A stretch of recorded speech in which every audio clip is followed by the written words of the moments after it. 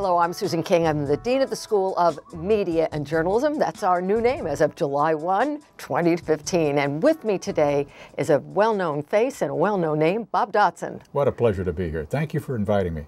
More of a pleasure for us. And of course, it's NBC News and the American Story. But I also have to say, you're the inaugural John Stembler Professor in Residence. What a gift that is. Well, I just think it's a terrific idea. You know, you have adjunct professors who can come from the semester, but others who still have a day job.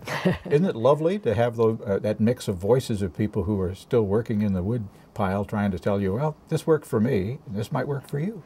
It's wonderful for us. It's wonderful for faculty, but it's amazing for the students because they can turn you on in the morning and see you on the Today Show and know that you were in the room and cared enough to tell them the tricks of the trade. Well, you know, my grandmother, when she first saw what I did for a living, she was a little disappointed because she thought I'd have a real job. And I called her, and there was a long pause, and she said, well, I said, what'd you think? And she said, you ought to learn a trade. And I said, a trade? Yeah, they're not going to keep paying you for 3 minutes work a day. You'll starve to death. Well, that resonates with students when they see somebody standing in front of them. In October, I will be 40 years with NBC News. Congratulations. Yeah, can you imagine? No, I can't. I got underwear older than that. I'm just but at any rate, you know, I feel like Rip Van Winkle. I went to bed, I woke up, and it's 40 years later. But for students who, you know, look at the uncertain future as media keeps changing every Tuesday, and maybe people my age say, you know, the golden age was always 2 weeks before you joined. To see somebody who not only is still around, but smiling and seems to be awake and enjoying it, I think that's a pretty powerful message. And I feel so privileged. Anytime a reporter gets more than a minute 10 to talk, you know, we're thrilled. Absolutely. And be able to talk to all the young people and say, you know, there is hope and you're going to have fun and you can do it. And more than that, I've heard you speak. Be able to do something that you really love, not being forced into anybody else's vision of what the job is, but to bring your vision to enough strength that you get to tell the American story. Well, what I told the kids in almost every class is you must take the assignment and do it the way the boss needs to have it done. But once the assignment is handed to you, they really don't care about the particulars as long as they get the results. So you get to do the story. And so, you know, you can't be Martin Luther and change the Catholic Church because you're 23 years old. But once they've given you the story, you can turn it and tell a story in a way that is satisfying to you, and you can go to bed that night and say, well, that worked okay. And if you do that often enough, then they start giving you a little more freedom to do more. But being a storyteller is the essence of what you do. What is the secret to that? Well, everything I learned at university is now in a museum. You know, film, white gloves, typewriter, reel-to-reel audio, all that cutting-edge stuff. The only thing that hasn't changed is visual storytelling, how to tell a story with imagery. And you don't even have to take pictures to do a visual storytelling. I mean, you know, the best writers of books and magazines that you love will create these visual images that help push their story along. So I kept telling the kids, I said, it's not enough to do who, what, when, where, and why. That's enough to get really good at the reporting game.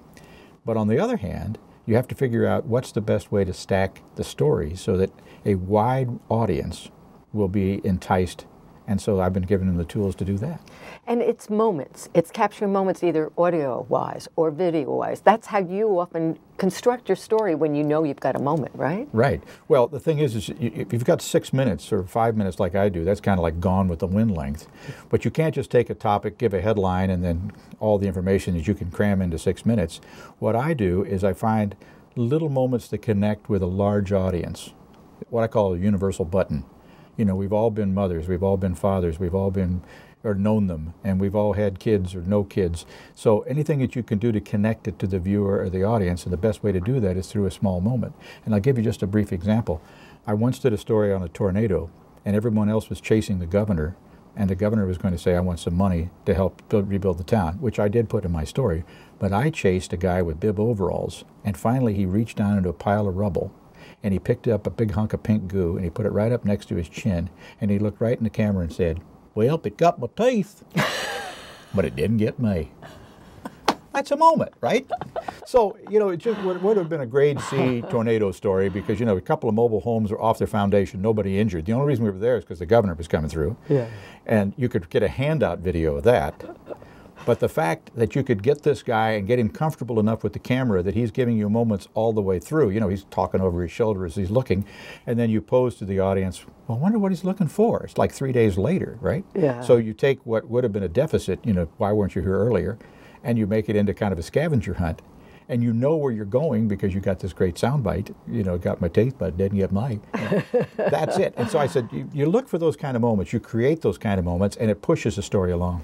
And that's the story of resiliency. And I have that sense that that's what's kept you going too. You're telling the American story, and there's a theme there that really is important to you and resonates with the audience, right? Well, you know, I grew up around a lot of storytellers, and when I finally wrote the book after all my career about the American story, I decided I just wouldn't write about, you know, my stories, because all old journalists do that. But I'd learned something in the 40 years, and that is that America was settled by 198 different nationalities. Not a dozen, 198.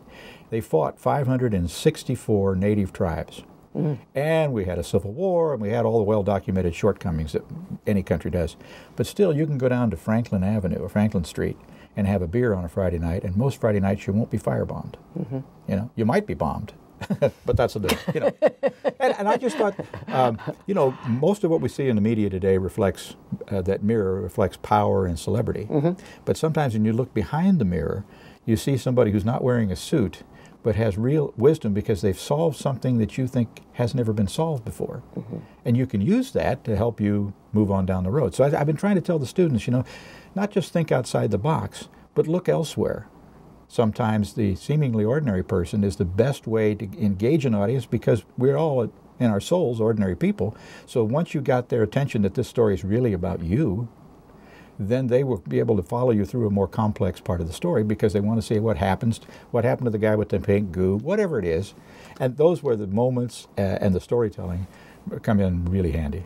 But I also think that as one of the things you say, and you're right, is some people go to a car crash and say, what happened? And you say, how come that tire stayed inflated? That you find the good or the oddity in it that's got more positive power. Yeah, but I'm not Jerry Falwell in that I'm not out to do good news, because I think that's kind of overworked as well, because you get the impression that maybe something has been omitted to make sure that it's good news. Yeah. What I try to do is, and I told the students this, do an investigative report on seemingly ordinary people, warts and all, and something about their lives has changed America or your neighborhood for the better, because you have to have hope at the end of it. And it's not an absence of challenge. Most of these people have been challenged greatly, and they've overcome challenge. So the question is, what was their blueprint? And that's the investigative part, and that makes it resonate. Like, for instance, you know, the story of George Washington cutting down a tree, a cherry tree, and telling his dad, nobody believes that. Right. Nobody would do that and tell their dad. And then you find out it was made up 100 years later by somebody who was writing a book.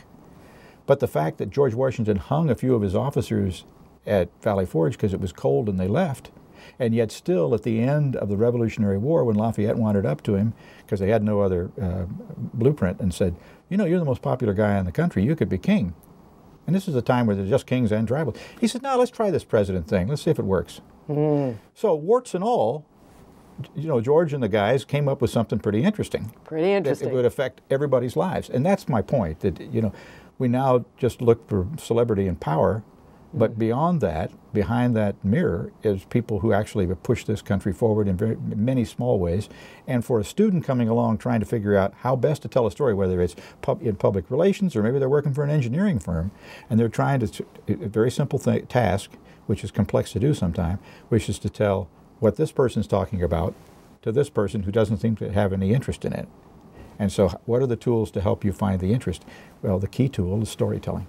I agree, and so I'm going to make you tell this last story because the guy with the teeth reminds me that you're here with a nice little blue stitch on your lip. Here? Well, actually, I unsheathed my Bowie knife and cut a path through a wall of human flesh, dragging my canoe behind me.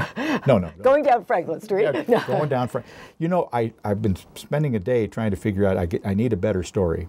Because a buddy of mine who was the official photographer for the Statue of Liberty called me a few weeks ago, and he always hung off the sides of Empire State Building and the Statue of Liberty. In his 60s, never been injured.